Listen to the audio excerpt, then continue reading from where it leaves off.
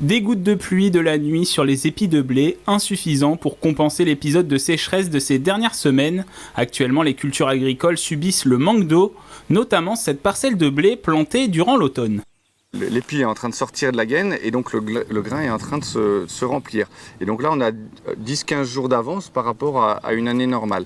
Et donc à ce moment-là, les plantes ont besoin de puiser de l'eau dans le sol et des éléments nutritifs pour pouvoir faire du grain bien rempli. Il y a déjà une perte de rendement qui est attendue.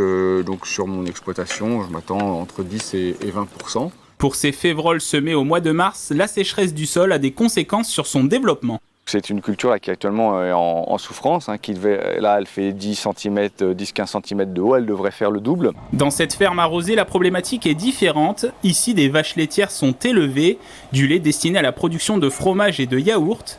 La sécheresse n'impacte pas directement les bêtes, mais leur alimentation.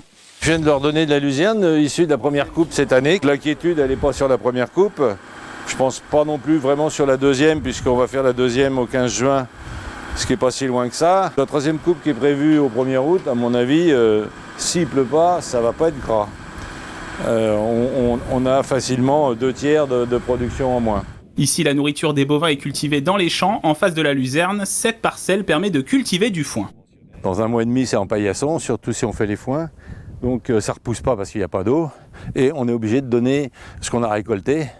Donc taper sur les stocks qu'on avait prévus pour l'hiver au mois d'août. On est obligé d'acheter de la paille, on est obligé de racheter du foin, donc économiquement c'est plus viable et c'est la catastrophe. Sur les 90 hectares de cette exploitation, 30 sont consacrés à la culture de l'escourgeon, une orge plantée qui nécessite de l'eau pour la fin de son développement. Si j'ai 40 mm, je suis le plus heureux des paysans puisque mon orge va faire du grain bien lourd, je vais avoir du foin. Et puis mes deuxième, troisième coupes de luzerne vont être sauvées. Météo France prévoit de la pluie à partir de jeudi jusqu'à vendredi soir.